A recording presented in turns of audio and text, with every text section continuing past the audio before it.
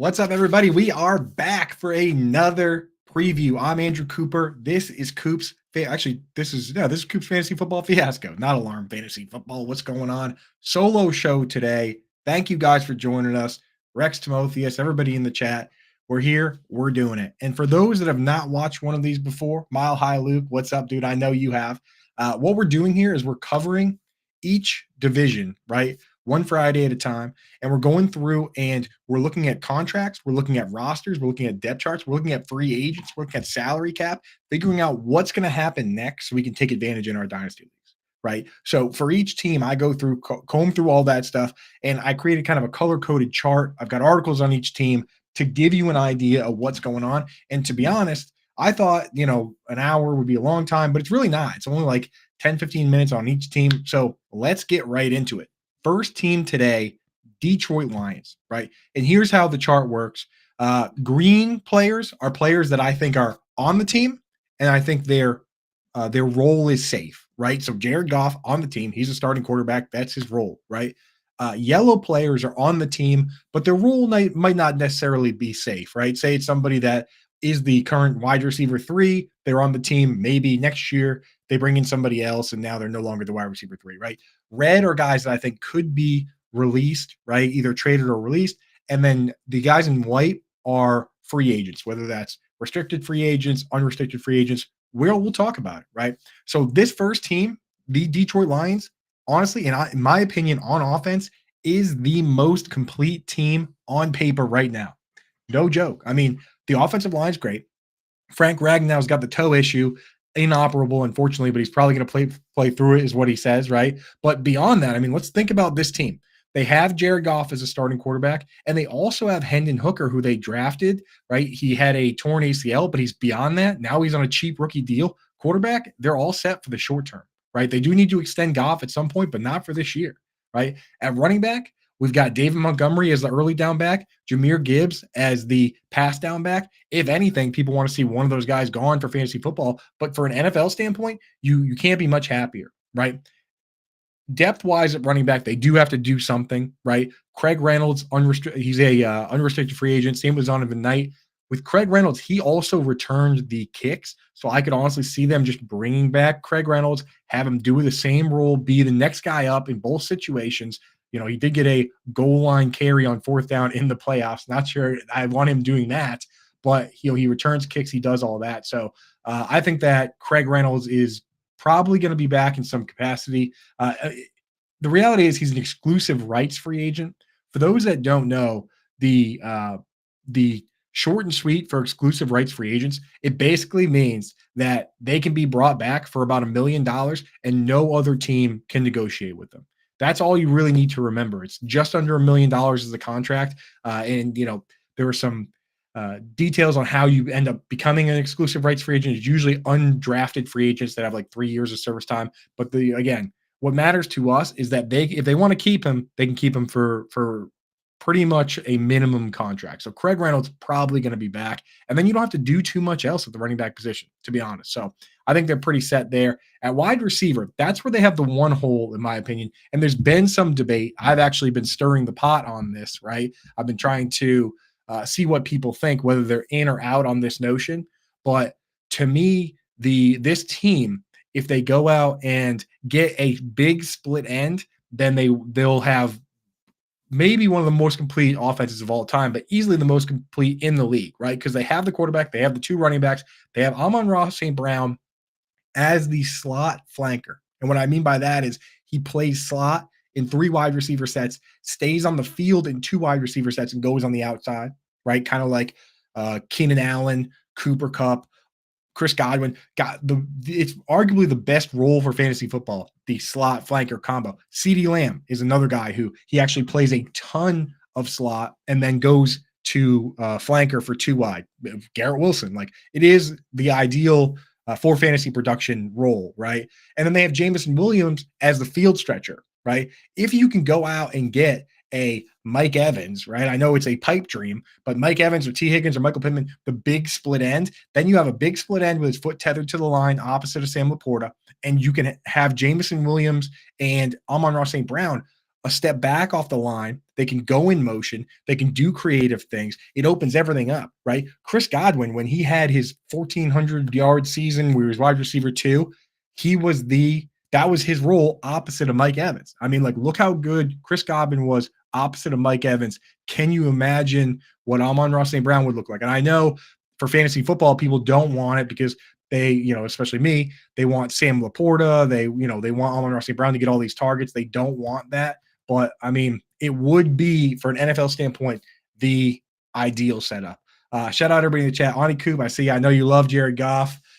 Great guy. He is a great guy outside the uniform. For those that don't know, we did a birthday montage for Ani Coop during COVID, and a friend of mine knew Jared Goff. We reached out, and dude, all we wanted was him to send like a quick 10-second video. And when he found out how big of a Rams fan Ani Coop was, like going all the way back, he not only sent us a video, but sent an autographed jersey, man. Like, Jared Goff, I will always root for that guy. He's the man. He is the dude. And I'm glad he followed Brad Holmes to the Lions and found a new home where he's crushing. So good for him, man. But yeah, let me know what you guys think. They could just bring back Josh Reynolds. They could bring back Donovan Peoples-Jones to be that big split end, but they need that role filled. And if they do it in the draft, if they do it in free agency, it could be like the spot. I mean, think about this. I mean, they have the 8th most cap space of any team, and they also have 4 picks in the first 3 rounds. So they could go out and get linebacker and corner and safety and whatever they need, and then still on offense just improve that one spot. I mean, it's not crazy to me. So something to think about. I mean, maybe not Mike Evans. He's going to be crazy expensive, but I've been thinking a lot about it. It's something that could be possible. At tight end, they have Sam Laporta, obviously super megastar, was the tight end 1 this year in fantasy football. He did only average about 52 yards a game. I'd like to see that go up. I'd like to see him get more targets, but he was a touchdown machine. So what are you going to do, man? Like, Sam Laporta is locked in. He's dialed in. And then after that, what they're going to have to do, they could honestly just bring Brock Wright back. He's a restricted free agent. The restricted free agent tender depends on where you were drafted, right? But anybody that wasn't drafted in like the first or second round, basically it means that you can keep them on a $2.8 million contract, and then another team could pay him more if they want, but no one's going to do that with Brock Wright. So it's reasonable for them to bring him back at the $2.8 million tender if they want, or it probably even more reasonable, give him like multi-year deal, 2-year deal at more like, $2 million average per year. You bring the guy back, right? James Mitchell's under contract as a blocking tight end. After that, like, let's say they let Brock Wright leave. And this is kind of a deep cut, but for Lions fans out there, you got Laporta. James Mitchell's a good blocking tight end, so they could have him. They have 2 other guys connected to the team. Shane Zylstra, they could bring back as an exclusive rights free agent, like we talked about, $1 million, right? He's kind of just a pure pass catcher. Or they have Anthony Firkser, who they brought in once Zylstra got hurt. Firkser, those of you may remember, in the playoffs was the one that caught that pass at the end of the game and went out of bounds like just short of the end zone, and kind of a rough play and a rough look for Anthony Firkser. I'm an Anthony Firkser fan, so that's kind of tough. But they only need one of those guys, so it's not like they're going to keep both of them, either Zylstra or Firkser, and they're good to go. So, I mean, honestly, that's it with the Lions. They're super complete team. I'm hyped for this squad. It would be best for fantasy football if they don't bring in a big split end, but they absolutely could. And I see Mile High Luke in the chat saying, what's the best way to support and get all this content? All my football subscriptions are done, and old Coop in the FA needs to get a little cashola. So, to be honest, Luke, this whole series is free right now. If you just go to fantasyalarm.com and click the NFL tab, you can get all these articles. There's about 20 of them up. I want to get every single team done before free agency opens. It will open on March 11th. If you want to support us monetarily, become a member at Fantasy Alarm. And I'm telling you, the content you get with that is wild, man. Like, you get all our football stuff, every sport, right? So you get all my football stuff, all my rankings, and I rank every single player every single week in all the formats: full PPR, half PPR, standard. I'm also in the Discord, and we have a special Discord channel only for members called Coop's Corner, where you can just ask me questions whenever and I'll answer them. I mean, I'm in there kind of hanging out anyway. It's, the football channels are, it's February, so it's not crazy in there right now, but they do get crazy. There you go. All pro package right there on the screen. If you scan that, go get set up. And here's the thing. You don't just get football. You get all the sports. For NASCAR, we have the three-time FSWA Writer of the Year, Matt Sells. For basketball right now, with Iggy and John and Pemba and James Grande, they are an absolute crazy heater. That show right now, the one they do, the daily show has 200 live viewers, 100 live viewers, and they're crushing with that stuff. I mean, baseball, it's Howard Bender and Jim Bowden, who is an actual GM. He was an actual GM in Major League Baseball, and Howard Bender. You're not going to get more plugged in guys than that, right? Like every sport across the board, right? We have Chris and everybody doing hockey. Our MMA guy, Mike, just crushes every single week. So I mean, enough of that. I don't want this to be a big ad, but Mile High Luke did ask there. Go get set up right now at fantasyalarm.com because we crush, man. And I'll tell you what, like we take it very seriously. And if you want direct access to my thoughts, you can just post your entire dynasty team, other dynasty teams, whatever, I'll answer. That's what I do for our members. It's not a problem for me. Like I love talking football. So go get set up there. But that's it with the Lions. Kind of a team, in my opinion, that's ready to compete right now. But they could be one of the most complete teams all time if they add one more guy. With Jameson Williams, that's huge, right? Because his opportunity to play opposite Amon-Ra St. Brown and play a full-time snap share depends heavily on whether they bring in another wide receiver. And if they don't, now it's a Jameson Williams season. But at the very least, he's got the speed and the ability to be a field stretcher and make people follow him when he goes in motion and watch the handoffs and all that. So love the Lions, exciting team. Next team here, even crazier, to be honest. We're going from one team that's loaded up to another team that's absolutely loaded. I mean, I'm a Patriots fan. I got all this Patriots stuff behind me right now.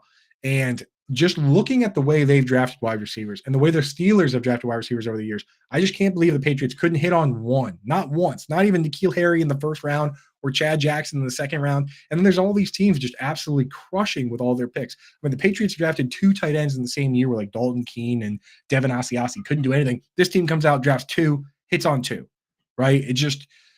It boggles my mind, man. But let's go through this team. Honestly, this team, and I'd love to hear what you guys think in the chat. Like, I would love to see them trade something away, right? You've hit on all these assets, and part of you wants to just keep them. They're all on cheap deals, but you got to turn around and say, okay, how do we parlay this into having a more complete team across the board, right? So I'll start with quarterback. There's no real trades here, but quarterback. I mean, look at this. Jordan Love comes out, plays behind Aaron Rodgers, learns. He looks great. And they also took Sean Clifford, who they like, and he's on like a 5th or 6th round contract. So he's very cheap. And assuming they like him, then they're all set, not just for this year, for a couple of years. Eventually, obviously, they're going to have to pay Jordan Love, but I think at this stage, he's earned it. So quarterback, they're good. At running back, you have Aaron Jones, who is getting up there in age, right? And I see all these articles saying trade Aaron Jones. That the Packers should look to trade him, blah, blah, blah. And the beat writers and those folks this type of year, I don't blame them. I'm writing an article on every single team, and I'm looking for angles and stuff. So everyone wants to comb through and say, how do we save money and how do we get rid of older guys and what should we do? But just think of it. You're a team that went to the playoffs and you won a playoff game, right? You beat the Dallas Cowboys. You are competing to win right now. What is the point of trading Aaron Jones? Basically, you at his age, you need to find another team that's also competing to win right now, and then you're going to give them Aaron Jones to compete against you, and then you're going to go out and do what? Find a different running back? Bring in Derrick Henry because Matt LaFleur has always wanted Derrick Henry. Derrick Henry's older than Aaron Jones, right? Aaron Jones is good last year. He just got hurt. I mean, he's not only a good rusher, but a great pass catcher. It doesn't make sense to me. If this team was going into a bridge year and they were not competing now, then you turn around and you trade Aaron Jones and you say, hey, you know what? We're not winning a damn thing this year. We'll trade Aaron Jones to a team that's competing. They can use him while he's older, and then he'll go away as time, as he ages out. But it just doesn't make any sense for the Packers to trade Aaron Jones. I get it. I get the idea. I don't mean to besmirch any beat writers or whatever out there. You got to explain to me why, right? AJ Dillon's gone in free agency. No one's saying trade Aaron Jones and keep AJ Dillon and pay AJ Dillon. So what's the plan? Give me the plan. Go out and get Saquon Barkley. You already have Aaron Jones. Things are good. Just stick with Aaron Jones, and then you got to fill out the rest of the depth chart, right? AJ Dillon's probably gone. Patrick Taylor, they can bring back. He's a restricted free agent. They've already exhausted the number of times they can send Patrick Taylor down. Yeah, exactly. The culture. Scampers, he's good for the culture. They love him, and you don't have to teach a new guy the playbook or anything, right? So like Patrick Taylor, and so they have Patrick Taylor. You can only, and I, again, on this show I get into a lot of like nuance and stuff, but I'm trying to teach some stuff here. So Patrick Taylor, he's been a guy that's been on the practice squad, and when Aaron Jones is hurt, they've called him up from the practice squad, then they send him back down. This happens throughout the season all the time. People are like, oh, they're sending this guy down, they don't like him. No. You can protect one guy in the practice squad week to week, and you can send guys up and down X number of times. I think it's 3 times. I know it's 3 times. Patrick Taylor at this stage cannot be sent back down. He was sent down too many times. He's not eligible for the practice squad anymore. He's either got to be on the team or not. So we'll see. He's a good pass catching back, I think, as a backup. So if they go with Aaron Jones and they bring back Patrick Taylor, you let AJ Dillon leave. Now all you need is kind of like a plotter back to go into that AJ Dillon role. And there's a lot of options out there, depending what you want to do. I mean, I mentioned the name Derrick Henry earlier, and it's actually not crazy. If you want to go high up and you like the idea of AJ Dillon, but you want a better AJ Dillon, Derrick Henry played for Matt LaFleur with the Titans. It was awesome.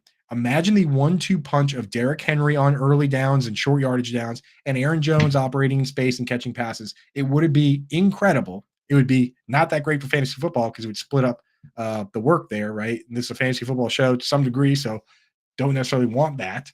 But it would be great for Packers fans. It would be crazy. I don't see too many people talking about the connections there and the possibility there, but that would help with the longevity of both these players, Aaron Jones and Derrick Henry, to take the work off each other, play for longer, maybe win a Super Bowl, right? Play with people you know. So pretty cool there.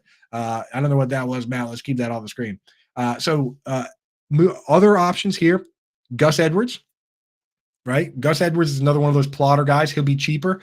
Ezekiel Elliott, another guy where we don't care how efficient he is. He can get a yard when you need a yard. That's the player you need here. And we saw last year that when Ramondre Stevenson was out, now Zeke Elliott can kind of get the job done. He did it fine. He did it fine, and he can catch screens. He can do whatever. So that's an option. You can bring AJ Dillon back. You can bring a guy like D'Onta Foreman, although that might even be a downgrade from AJ Dillon. He does not catch passes at all. So I don't know. That's what I would do at running back.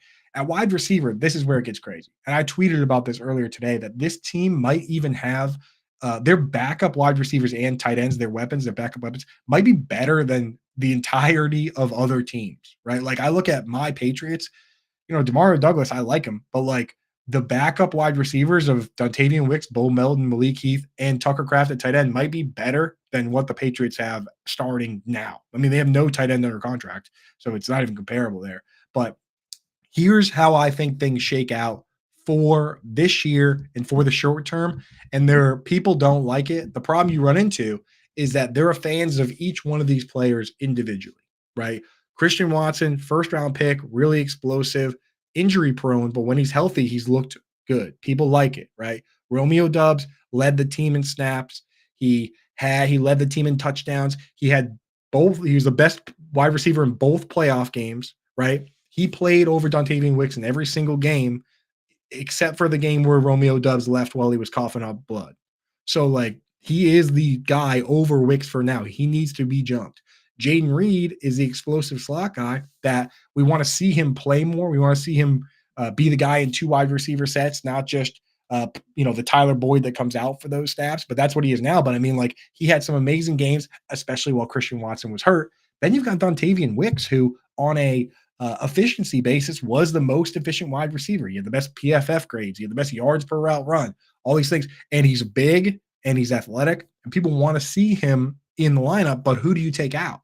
So for me, when I look around at this team, like I'm an Occam's razor guy. And for those that don't know, Occam's razor essentially is whatever the simplest solution is, that's most likely the solution, right? Whatever requires the fewest moving parts is most likely what we're going to see. Last year, what we saw was Christian Watson and Romeo Doubs on the outside in 2 wide receiver sets with Jaden Reed in the slot, and Dontavian Wicks is the backup for both Watson and Doubs and comes in when those guys are hurt. And he comes in as the 4th wide receiver and they rotate him in. But like, that's probably what we're going to see. Most likely what we're going to see. Now, if they trade one of these guys, that would be best for everybody. Teams could really, really use a Christian Watson or a Dontavian Wicks if you want to trade one, or a Romeo Dubs if you want to trade one of those three guys, and then the other guys can play more. That's where I think they can get value and spread the value out amongst this team, right? That's the beauty of hitting on all these wide receivers, is that technically, if you want, you can parlay that into hitting on a different position, right? You draft three good wide receivers, you trade one for a linebacker. That's just as good as drafting two wide receivers and a linebacker in a lot of cases. So they can do that if they want, but I mean, they're loaded, man. I like Bo Melton. Bo Melton is another guy. He shows up white on the chart here, but he's an exclusive rights free agent, meaning they can keep him for $1 million, and they will, because he looked really good. So he'll be back. Malik Heath will be back.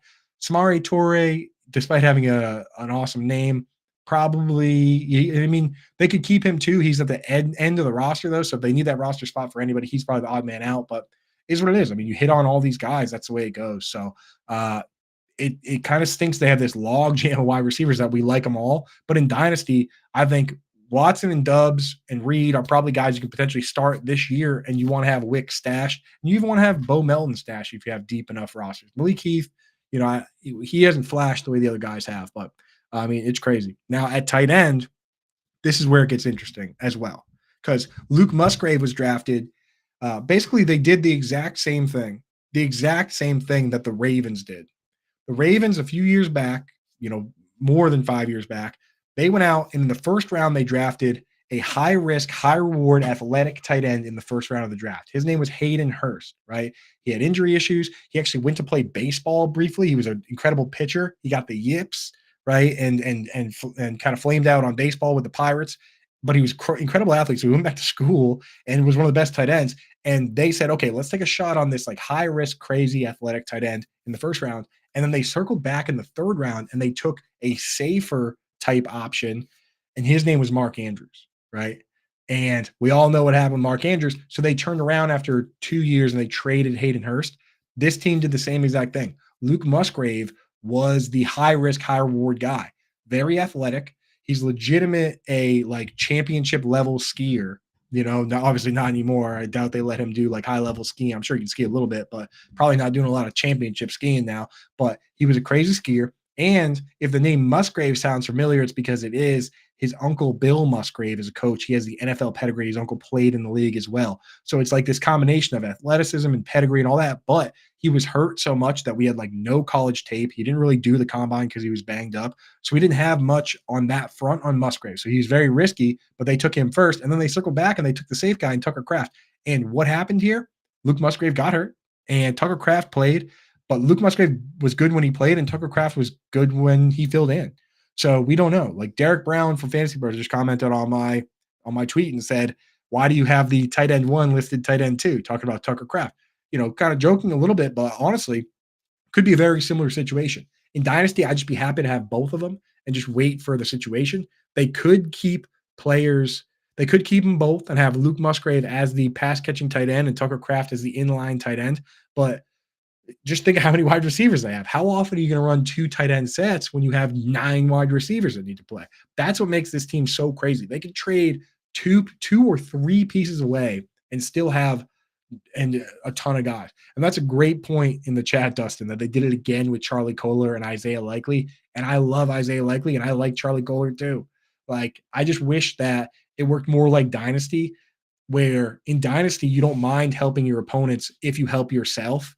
And if guys are on your bench in Dynasty, they score 0 points for you. In the NFL, you can rotate, right? So it's not as drastic as it is in your fantasy football league, where, of course, you trade guys off the bench because they're getting you 0 points. Where in this case, Dontavian Wicks, as the wide receiver 4, played a bunch because guys got hurt. And he can rotate in. And Tucker Kraft played a bunch because, guys got hurt. So this team might just keep everybody and rotate everybody, in which case it's good for Aaron Jones and terrible for all of us in fantasy land. Or maybe they do make a trade and make things happen. And again, we don't really have to talk about like Tyler Davis or anybody too far down the depth chart, because the top of the depth chart is so loaded that, I don't even have Ben Sims on this chart. Ben Sims technically, under contract, but who cares, right? So it just more aesthetically pleasing to have it this way. So that's where it's at, man. And I'll tell you what, that's what makes Dynasty so much better at times than redraft leagues. Because in redraft, you have to ignore talent to some degree and think about what these teams are going to do, right? It goes back to the Occam's razor point where it's like last year, Christian Watson was the number one wide receiver and starting wide receiver. And when he played, he led the team in targets, right? And Romeo Dubs led the team in snaps, and he played opposite Christian Watson in every single game. So those would be the two guys. They earned it in practice, right? And that's the way your mind has to think in redraft leagues, where you say what's most likely to happen in 2024, and we don't care about the future. In Dynasty, we can actually boil it down to the talent we believe in. And we can look at Jaden Reed and say, okay, the same thing we were just saying about like Keenan Allen and Chris Godwin. We can say, okay, I love I love Chris Godwin. I'm going to hold on to him for 2 years while he's behind Mike Evans and Deshaun Jackson. And when he breaks out in the third year, then I'll profit. In Dynasty, you can do that. Like with Jaden Reed, you can sit there and say, okay, I'll take what I can get right now. But I believe that in 2 years, when all these guys need to get paid, he's going to be the guy they keep, and his role is going to expand. And that's when he's going to go crazy. And me, for believing in him, I will get that payoff. You can do that in Dynasty. Dontavian Wicks, you can go out and probably, if you're league sharp, he's already rostered. But like, that's a guy where this year in redraft, it could be rough, but in Dynasty, you can go out and get him. So for me, I play a ton of Dynasty. If you want to play Dynasty, go over to myffpc.com right now. Use promo code Coop. Matt, it didn't even have to ask. You already got the QR code ready to rock and roll right here. Hit that QR code, use promo code Coop. They'll give you $25 when you deposit 35 or more. You don't have to go out and find a group of friends to play Dynasty with, right? You don't have to like hunt down them for dues or like set all these rules that like, punish your friends if they're not paying attention or, have to replace guys in the leagues. Over at FFPC, a league has never folded because they automatically replace it and they set people up. Eric Bachman, my buddy over there, has said, he told us straight up, never had a league that ended because they always fill them, right? So you have two options in that standpoint. You can go and do a startup draft where you just draft all your own guys, and you can do slow drafts or fast drafts, and you go through and you pick your guys. Or even more fun, do an orphan draft, not an orphan draft, but you pick up an orphan team, a team that somebody else abandoned, and then that's even more fun for doing these things because like you get to go through the roster and say, okay, I like this guy, I'm going to keep him, and then you say, oh, I don't like these guys, now I get to trade them because somebody out there is going to like them. So you get kind of carte blanche to do all these crazy trades and permission to do all this stuff. If you do a startup draft, I'm telling you, you think you're going to do all these trades, but when you pick the players, you kind of fall in love with them and they're like your babies. It's tough. I'm telling you, it happens to me all the time. It's so tough for me to trade the guys that I like. But when I pick up a orphan team like I did in the Series XM League, I don't care. I have no allegiance to these guys. Just like in the NFL, when you come in and you're a new GM, you just, trading guys left and right, setting up your system, getting your guys. That's a lot of fun. You can do both over there. And unlike setting up a league with your buddies, if you use promo code Coop, you get $25 when you deposit 35 or more. When you do a league with your friends, you don't get any sort of discount. So go get set up with that right now. And you can take advantage of everything we're talking about on this show. If you're hanging out watching this show, either live with Charlie and Dustin and Scamp and Luke and Audie Coop and everybody, great. If you're watching it on YouTube after, great. But if you're watching it at all on February 23rd, then you're plugged in. You know what I mean? Go out and use the knowledge and stuff to your advantage with a dynasty league, right? Like go and get set up. Do a Devy league if you're crazy. I don't get – that's where you draft like college players and stuff. I don't get that deep with the campus to Canton and all that. I like looking at them and kind of prepping for the draft, but no. I just do the dynasty stuff, and that's what we're doing today. We're going through and we're getting ready for free agency. We're getting ready for dynasty, getting ready for the draft. So free agency coming up March 11th. That's the date. Next team here, the Chicago Bears weapons here. And again, the very first top of the chart, we got to talk about quarterback, man. And in your dynasty leagues, don't sell Justin Fields for cheap yet or get rid of him yet, because the reality is he gets one more chance. And what I mean by that is a team is going to trade for him. They're going to essentially make him the starter. He's going to get a shot right away. He's not even going to go like Mitch Trubisky had to wait on the Bills for 1 year before he got another shot with the Steelers. That's not going to happen with Fields. Most likely, he's most likely going to get a shot right away. And the reality is it's not just Justin Fields versus Caleb Williams. It's Justin Fields versus Caleb Williams and 4 years of team control. 5 years, honestly, if you count the fifth-year option that you can pick up when you draft a guy in the first round. So that control and that money is more valuable. I mean, like it was when it was Tom Brady versus Drew Bledsoe. It wasn't Tom Brady versus Drew Bledsoe. It was Tom Brady and $100 million against Drew Bledsoe. That made the decision a lot easier, didn't it? So that's the situation. And yes, Dustin, I see you in the chat. The combine is first, starts on February 26th, but the interesting stuff happens. Dustin, give me some dates. February 28th. It's over the weekend where the wide receivers and running backs and tight ends do all that stuff. Next week, I'm going to have Dustin on at noon on Wednesday. We're going 1 hour earlier than typical because we have the FSWA award show from 1 to 3. Dustin's going to come on and tell us everything that we need to look for the combine. So that's a little plug there from Dustin. Hit us with the dates in the chat there, Dustin, that we're looking for wide receivers, running backs, and tight ends. But yeah, Dustin goes to the combine, boots on the ground. It's going to be so good to have him on Wednesday to talk to us about what we're actually looking for, because it just makes it so much easier, man. And like, I've been looking around at stuff, but I want to hear what Dustin says, because I want to know, okay, some guy steps up to run the 40. How much do I care? What do I need him to run? Right. Dustin's going to have a lot of that information for us, which is great. But anyway, so yeah, Caleb Williams coming in. Justin Fields probably going to get traded. I don't want to, here's how you got to approach Justin Fields for Dynasty. If you like Justin Fields, you want to just have him go to the best possible team. If you like the weapons on a team, you don't want them to bring in Justin Fields.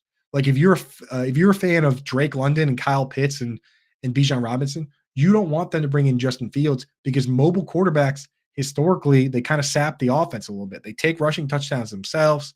They don't dump it down to tight ends and fullbacks as much. They generally don't throw as much. Like Justin Fields never throwing for more than like 2,500 yards. You want a pocket passer. You want Kirk Cousins, a guy that throws for 4,000 yards every single year. You want Russell Wilson at this stage, right? Like even some of the lesser pocket passers, like I don't know, even a Ryan Tannehill, maybe that might be stretching it, but definitely like a Baker Mayfield or a Gardner Minshew.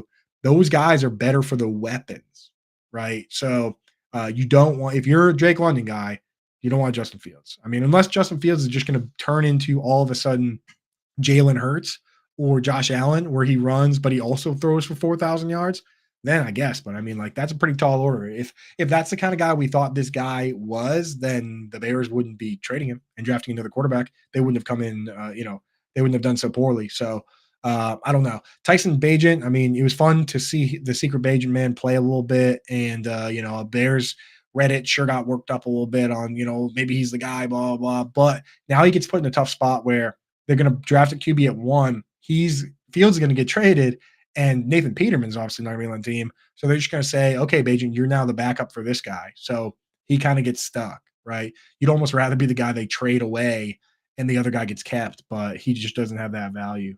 So there you go. So there, Dustin's got the schedule right there. Friday, our wide receivers, running back, quarterback press conference with tight ends working out. Saturday, QB, wide receiver. Yeah. So this weekend, man, that's next weekend. Next weekend, that's going to be good. Next weekend is the combine, and then March 11th is the legal tampering period, which is when everything gets announced. That's a Monday. So that's going to be a couple weeks from now. So we still got time to cover every division here. We're going to do that. Khalil Herbert, Roshan Johnson, those are the backs here. And here's how I'm looking at it. I mean, Khalil Herbert's kind of in a difficult spot because Roshan showed enough that it's going to be split at the very least, or Roshan is going to take over. Khalil Herbert is not going to be able to just kind of stuff Roshan back in the bottle at this stage, if that makes any sense. So for him, he's got the kind of lowest ceiling, but at least he's an unrestricted free agent next year. I'm trying to illustrate the where I'm going with this, in that Herbert has low upside now, but he can escape next year if this team brings in a running back this year. If they draft somebody or sign somebody, if they go out, like let's say for instance they draft Saquon Barkley, or sign Saquon Barkley, both Khalil Herbert and Roshan Johnson are in big trouble, right? But at least Khalil Herbert is a free agent next year and can leave. Roshan has 3 more years under contract, so he's buried for forever. So the floor for Roshan's really low, but the ceiling for Roshan is that of these two guys, he's the one I could see taking over the entire job and being the starting running back if they don't do anything. So Roschon kind of has the highest in Dynasty, has the highest ceiling, but the lowest floor because he could get trapped. Whereas Herbert is just kind of middle of the pack. I would much rather have Roschon Johnson. Give me the shot at upside now, even if the floor is bad, because if you know, if Roschon ends up being a backup, then whatever. I mean, I'm probably not starting Herbert anyway. So that's where I'm at. I have Roschon. I'd prefer Roschon to Khalil Herbert. Herbert is kind of just a guy to me. Travis Homer is potentially getting released.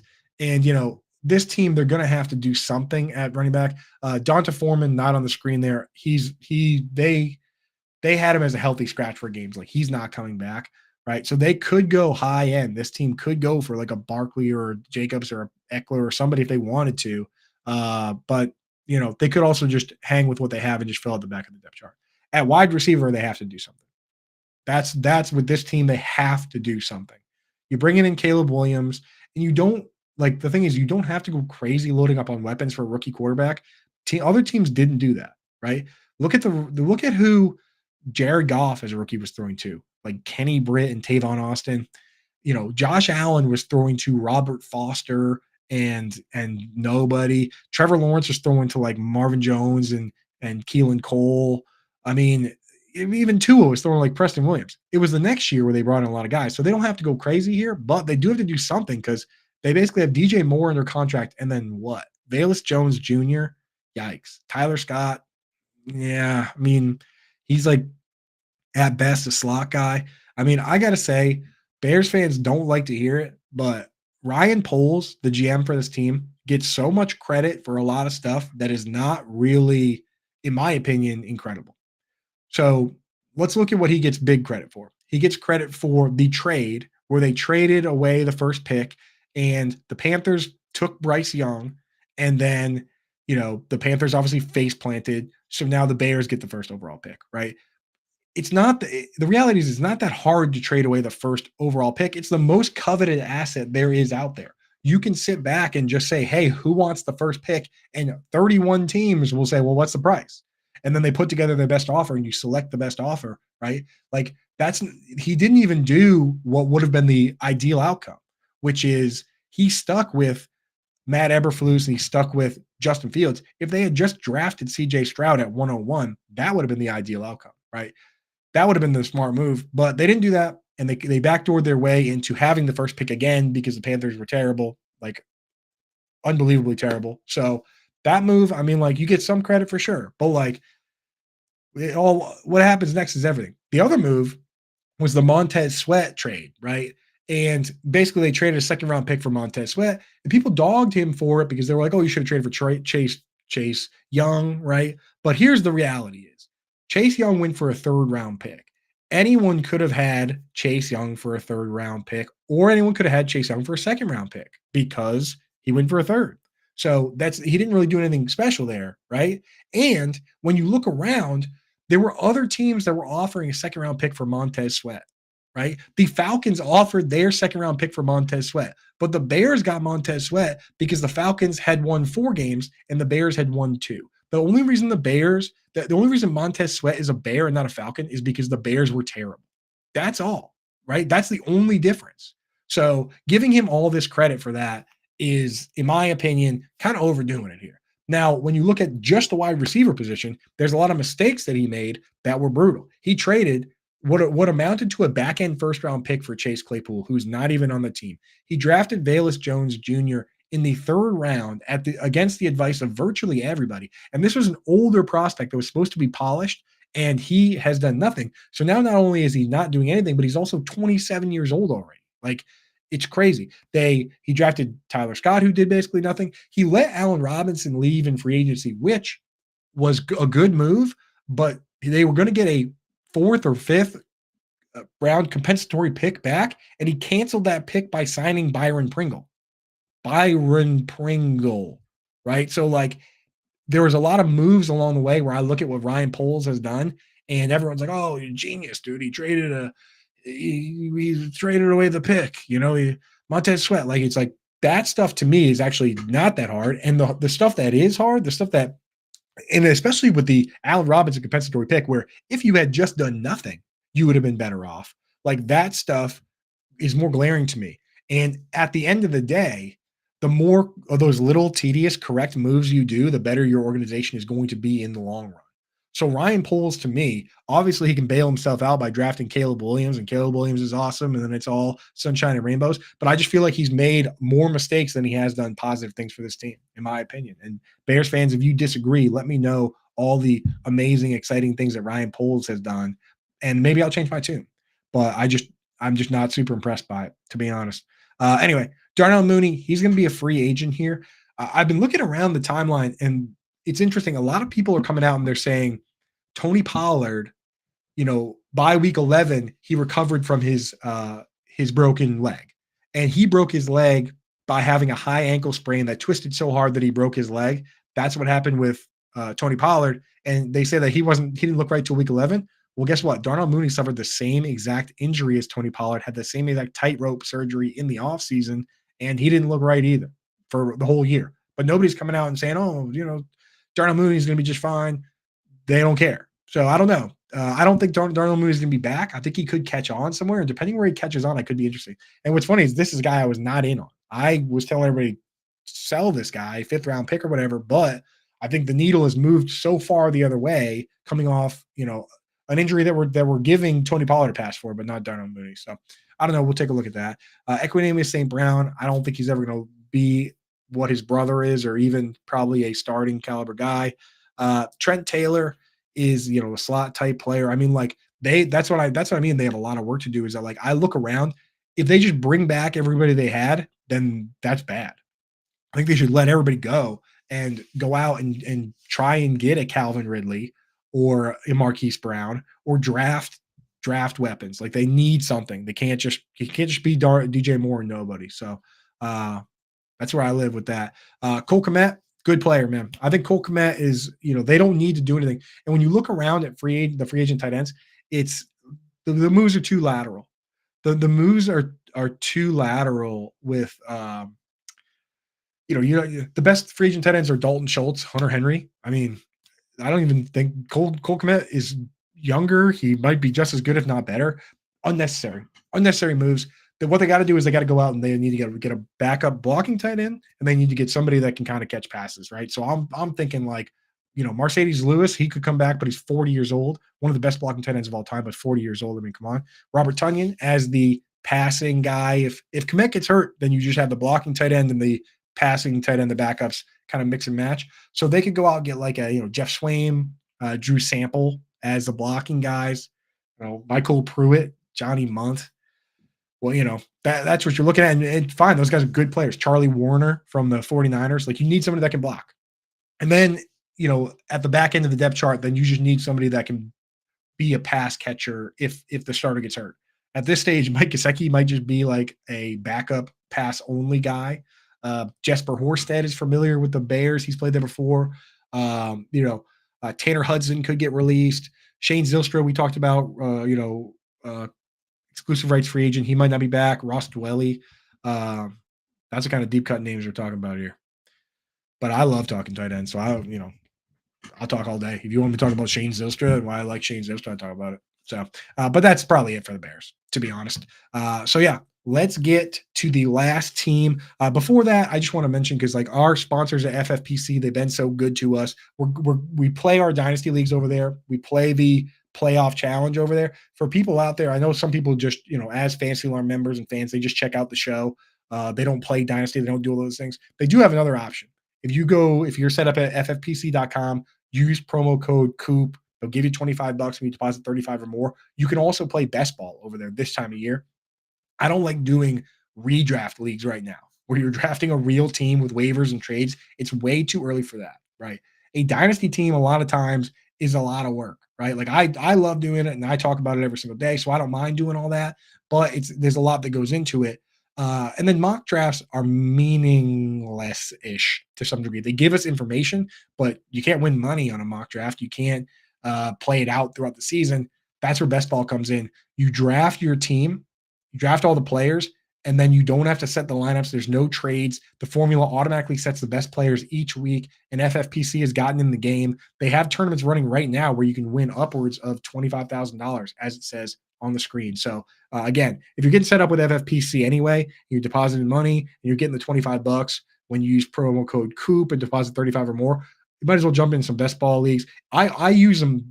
Well, not only do I just play because I love playing, but I also use them to get I use them to get an idea of where guys are going and the value on guys. And then I use that in all my other leagues, and my redraft leagues and my dynasty leagues and all that. And we're going to be doing best ball draft starting very soon in the Fantasy Alarm Discord. I have all the winners from last year. We're going to be giving out some badges on Discord soon. Shout out to our guy, Kismet over there, Jack Straw, Jack Senzen, goes by a lot of different names, but he won 2 of the best ball contests.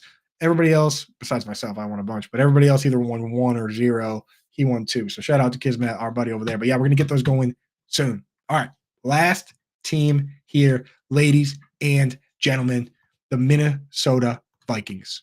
Last squad here. And this team, for the first time, I actually managed to put all four things on here. I was cutting out names like Shane Zoster or whatever, but these guys got kind of small names besides the presidential Alexander Madison. So I was able to sneak them all in there. I don't know if I like it. I don't know if I'm going to do that anymore. We didn't really need to have Nick Muse on the screen, did we? But it's what it is. This is what it looks like. And this team has the biggest decision of any team in free agency, no doubt. And that's Kirk Cousins.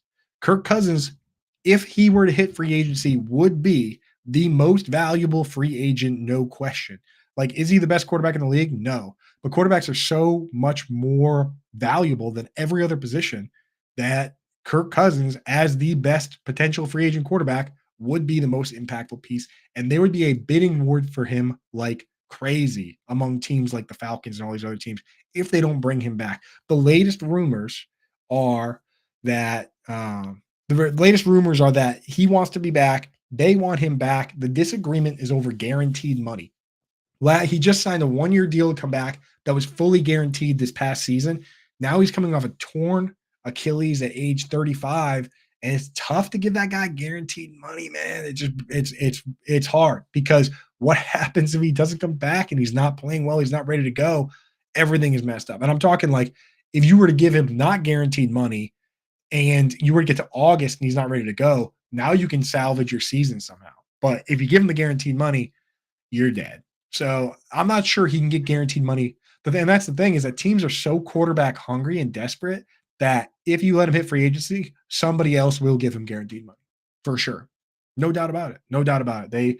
Teams are desperate, man. They're desperate. So I think they got to figure it out. They got to give Kirk his money. Kirk needs to show that he's healthy enough to be ready to go. I think he will be back personally if I had to bet on it, but I'm telling you, this is the big one, man. This is the shoe that they cannot let him get to free agency on March 11th, right? Because you look at that depth chart, there's not a starting quarterback there. Nick Mullins, no.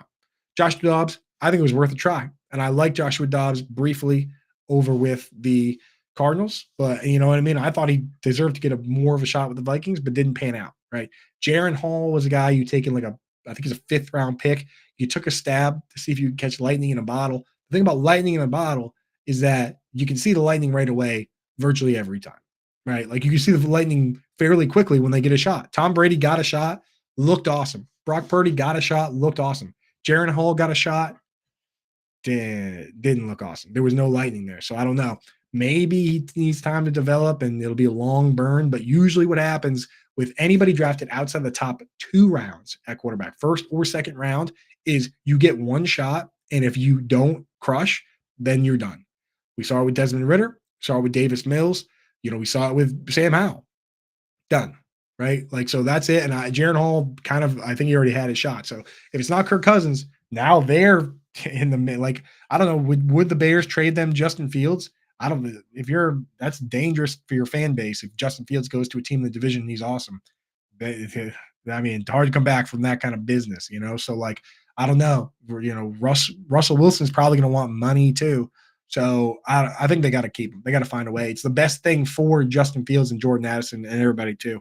At running back, this is kind of like the Bears situation where if one of these guys wins the job, then that would be good for them, right? Ty Chandler has the best chance of doing it. And Coach Kevin O'Connell last year, when Alexander Madison got hurt and Ty Chandler played, as Madison was preparing to come back, he said Ty Chandler has earned his way to be a bigger part of this offense. To me, that was the changing of the guard, where now it's at least 50-50 between Ty Chandler and Alexander Madison. And it's very difficult for Alexander Madison to come back from that and take over the job again. Same with Khalil Herbert. So Ty Chandler, we now like better. If he's the guy, then he's the guy, right? But if they bring in another running back off the street, then now Ty Chandler on his like long-term deal is stuck. Whereas Alexander Madison can at least get out. But again, we prefer Ty Chandler. You just got to hope that your guy wins the job. The problem is there's no good tight ends. There's like two good tight ends in free agency. There's like, you know, if Mike Evans and T. Higgins and Pittman all get tagged, then there's not great wide receivers. There's a ton of running backs. And there might be even more. Like Derrick Henry is getting released, obviously. Nick Chubb could be released. There's a bunch of guys. People are saying Joe Mixon will be released. I don't think he will, but that's for another day. Like there's already a ton of free agent options at running back, and then more might be getting added to it. Plus, you got the draft coming up. Like it's just a very dangerous time to be a mediocre running back because of how inexpensive guys are going to be, because you got Saquon Jacobs at the top. Then you got another level that's like Tony Pollard, who still, has got some tread on the tires. Then you've got Austin Eckler and Derrick Henry that are older, but they can play at a high level.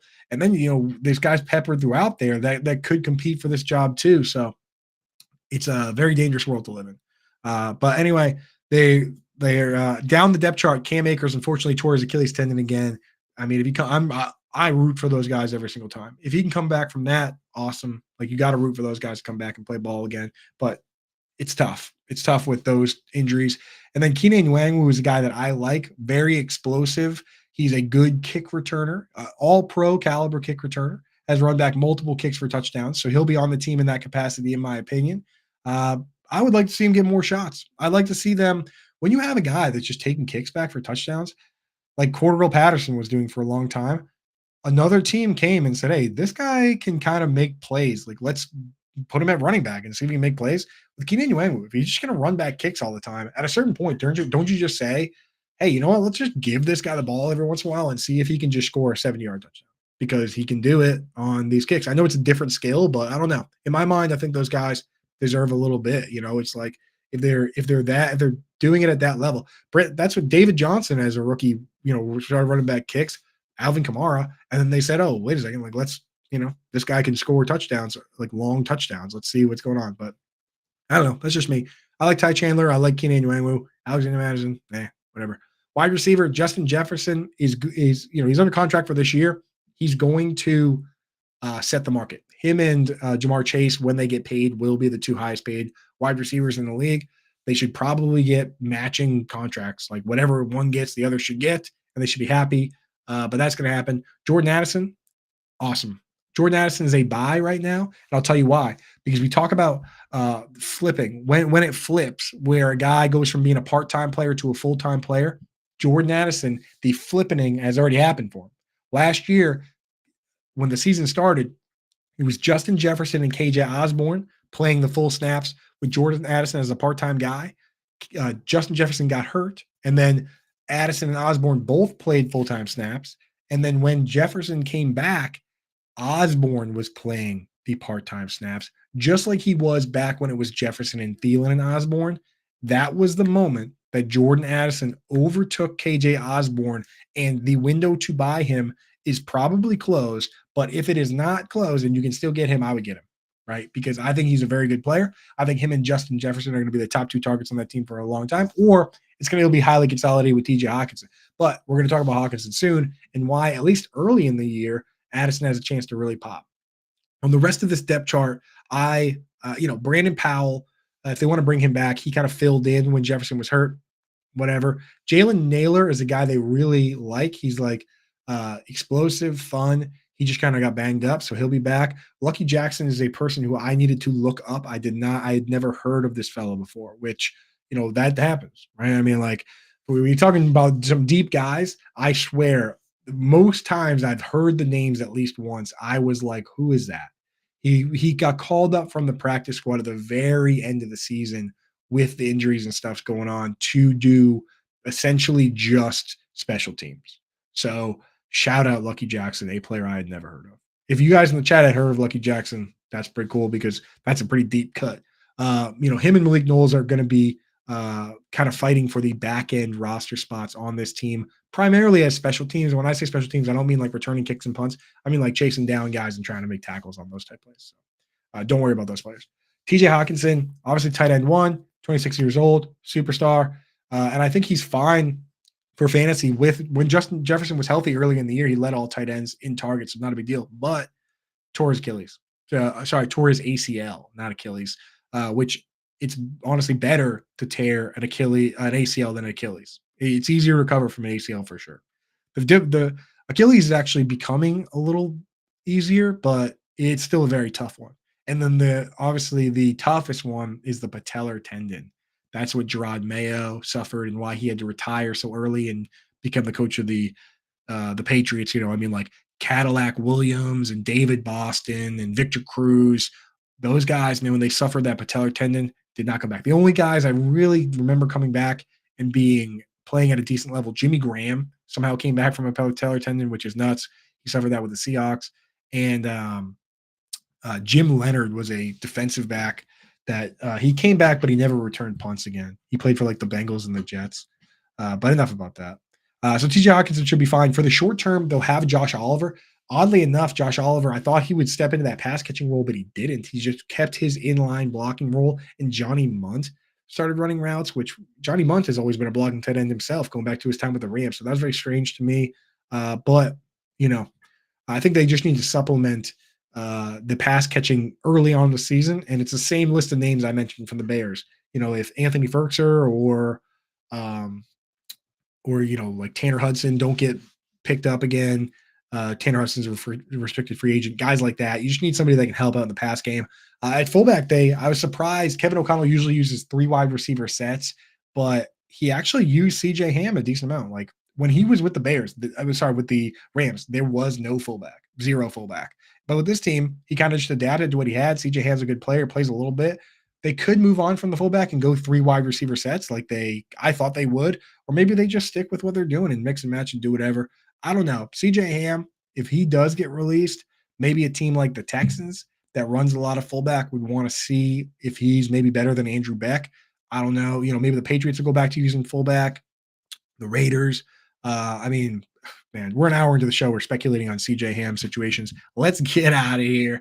Thank you guys for tuning in to yet another solo psychotic breakdown of a division, NFC North. At some point, I'm either going to do an extra bonus show or I'm going to do 2 divisions in one show, which would be absurd, but entirely possible that it could happen.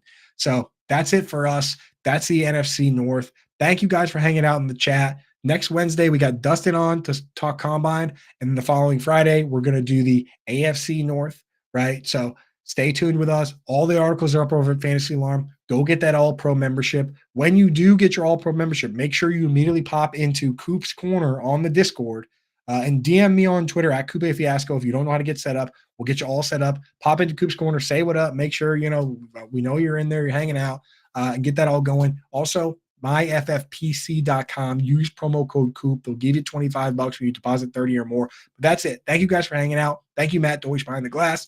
Let's go. We're getting through the off season here. No off season for us. Coming up soon, Combine, free agency, draft, and then we're back, baby. All right. That's it for us. Take care.